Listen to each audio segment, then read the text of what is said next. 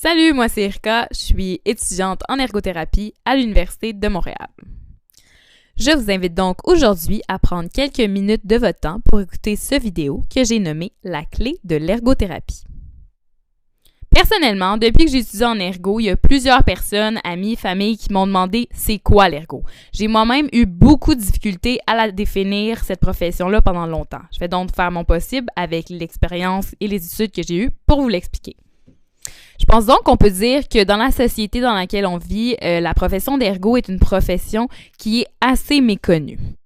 Ça, malgré le fait qu'il y a de plus en plus d'ergo qui pratiquent, surtout avec le vieillissement de la population. D'ailleurs, selon l'ICIS, en 2011, il y avait 13 501 ergothérapeutes qui étaient inscrits à l'ordre et qui occupaient un emploi. Ça, c'est en fait une augmentation de 14,6% par rapport à en 2006. Bon, maintenant qu'on sait qu'il y en a beaucoup, on va entrer dans le vif du sujet, c'est-à-dire qu'est-ce que l'ergothérapie? Je pourrais pas vous dire combien de fois je me suis fait dire que l'ergo, c'est les gens qui installent les barres d'appui dans les salles de bain, près des toilettes, près du bain, mais non, ça se limite pas seulement à ça, l'ergo. Un ergothérapeute, c'est un professionnel de la santé. On peut dire que son mandat général, c'est de participer à la résolution de problèmes qui nuisent à la réalisation d'activités qui sont importantes pour une personne qui évolue dans son environnement. Comprenez-vous? Ouais, moi non plus. Bon, on va essayer de décortiquer ça ensemble. En gros, l'ergothérapeute va se pencher sur 3 sphères principales. La sphère de la personne, celle de l'environnement et celle de l'occupation. On va commencer par la sphère de la personne. Pour commencer, la personne, c'est un être qui a différentes capacités, qu'elles soient physiques, cognitives ou même affectives. Mais c'est pas seulement ça. Il y a d'autres éléments qui s'y ajoutent, comme les valeurs de la personne, sa culture et ses propres croyances. Tout ça, ça va influencer la prise en charge du client et son évolution. Ensuite, on va entrer dans la sphère de l'environnement. Bon, pour mettre quelque chose au clair, l'environnement, c'est pas juste la maison de la personne, c'est tous les environnements dans lesquels elle évolue. Ça peut être son milieu de travail, ça peut être l'hôpital où elle se fait traiter, ou même le gym où elle s'entraîne. À ça s'ajoute l'environnement social. Ça, c'est toutes les personnes qui ont un impact sur la vie de notre client. Ça peut être des impacts positifs ou négatifs. Ce qu'il faut retenir, c'est que tout ça, ça va être considéré dans l'intervention. Bon, il en reste juste une. On va finir avec la sphère de l'occupation. On a tous plusieurs occupations qui sont essentielles à notre santé et notre bien-être. Dans le fond, ça donne un sens à notre vie. Ça fait référence aux activités qu'on fait dans notre vie de tous les jours. Si je prends comme exemple un professeur, ça va pas seulement se limiter aux leçons qu'elle donne à ses élèves. Ça va être aussi, par exemple, quand elle fait son épicerie, le fait qu'elle doive s'occuper de son budget, puis sa pratique hebdomadaire de badminton. L'occupation, c'est la sphère la plus importante pour les ergos, parce que dans le fond, c'est ça qui définit notre spécificité. On est en fait expert de l'occupation. Notre rôle, c'est donc de considérer une personne qui participe à des occupations significatives et qui évolue dans son environnement. En schématisant ce concept-là, on peut dire qu'on agit exactement ici. Pour nous, considérer tous ces éléments-là, ça va nous permettre d'offrir au client un service adapté à son contexte de vie. Vous rappelez-vous, tantôt, on a dit que l'ergo, c'est un professionnel de la santé? En fait, c'est plus que ça. C'est un professionnel de la réadaptation. Qu'est-ce que ça veut dire concrètement?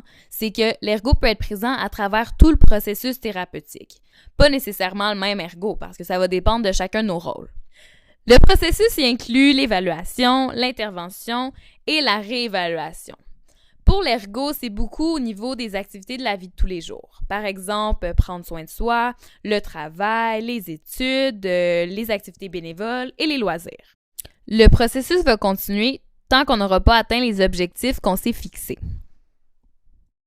Peu importe la problématique, c'est possible qu'on ne réussisse pas à aller chercher une récupération parfaite.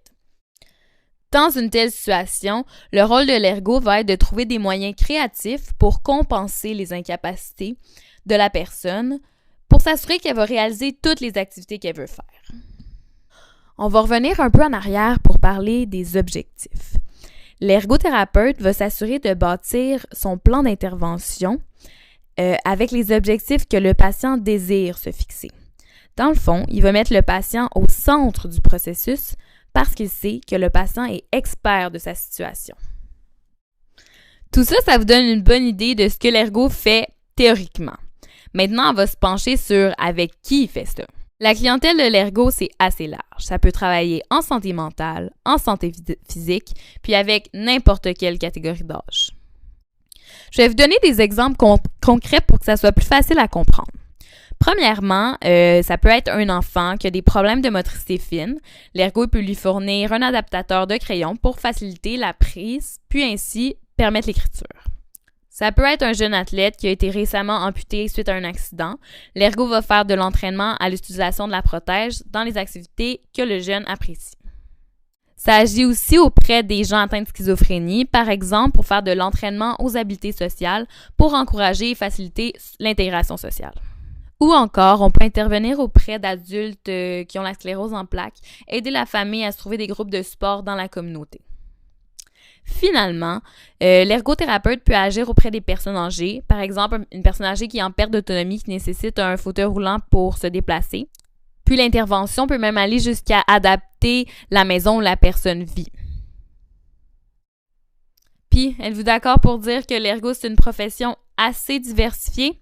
Puis ça, c'était seulement quelques exemples. Vous pouvez juste vous imaginer à quel point le rôle de l'ergo va plus loin que ce que je vous ai mentionné. Puis c'est pas seulement notre clientèle qui est diversifiée, c'est aussi les milieux où on peut travailler.